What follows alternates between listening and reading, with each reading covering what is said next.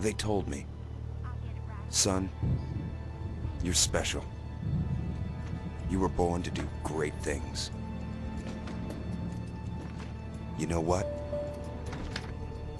They were right.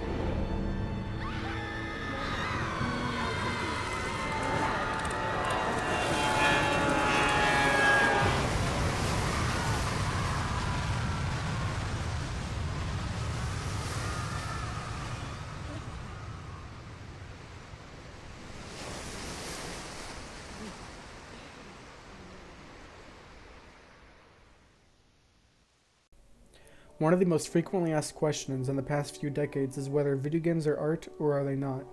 There have been many arguments on both ends of this never-ending war, but I've gathered that those who claim that video games cannot be art are rather dismissive of the other side's points and grasp at straws. Tom Bissell stated that one video game, Grand Theft Auto 4, is the most colossal achievement of the last 25 years. He also stated that the interactive nature of video games is as gripping as any fiction I have come across.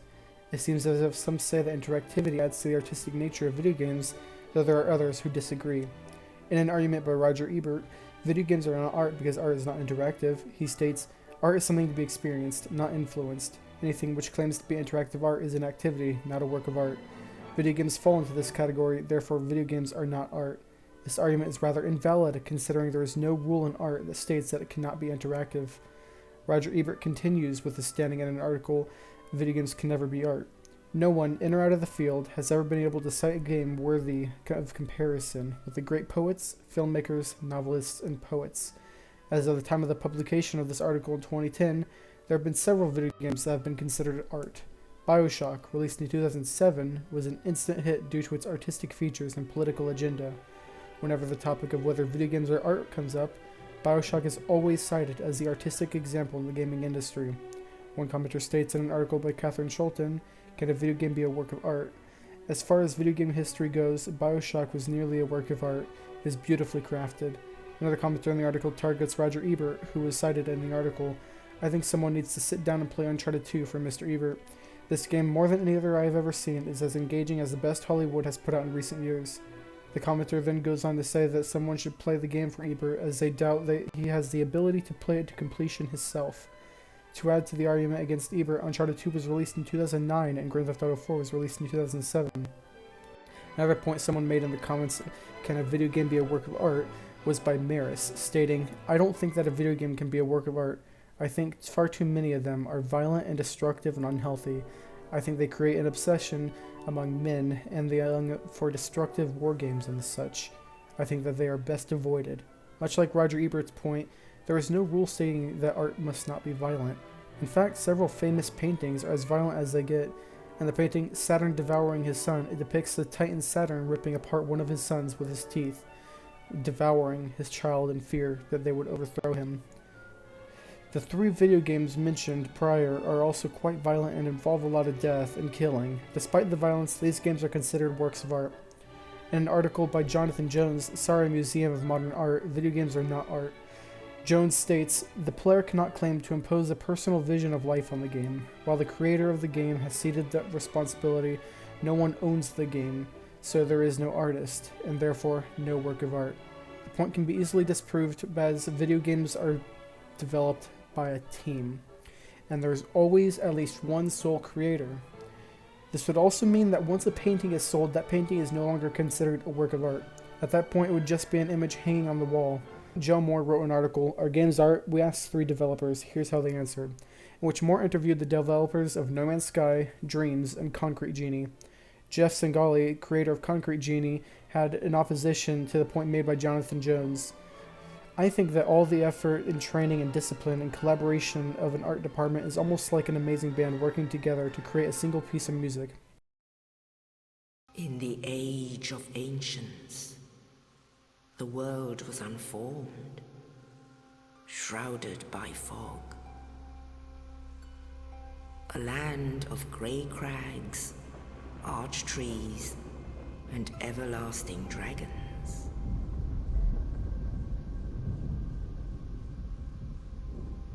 But then there was fire, and with fire came disparity. Heat and cold, life and death, and of course, light and dark.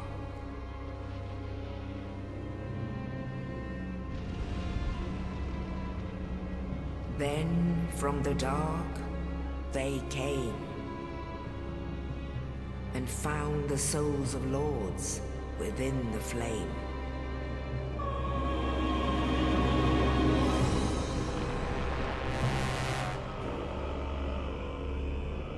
Nito, the first of the dead.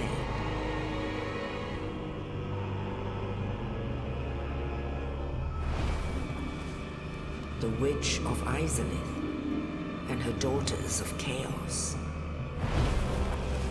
Gwyn, the Lord of Sunlight, and his faithful knights. And the furtive pygmy, so easily forgotten.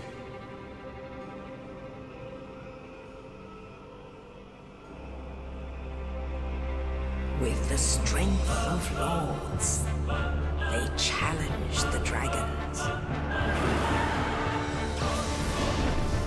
Gwyn's mighty lords peeled apart their stone skins. The witches weaved great firestorms. Nito unleashed a miasma of death and disease. And Seath the Scaleless betrayed his own, and the dragons were no more.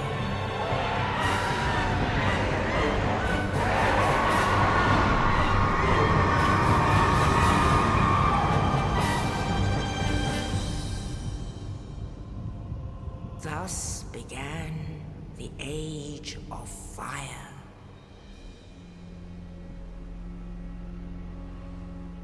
But soon the flames will fade, and only dark will remain.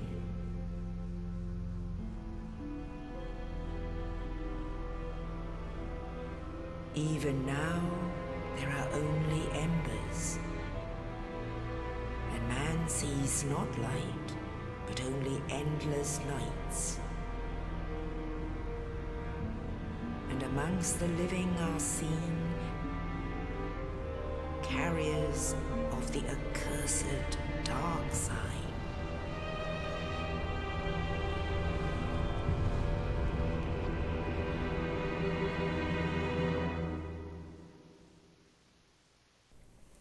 To make my own point, I would like to cite the Souls franchise that was created by Hidetaka Miyazaki of From Software.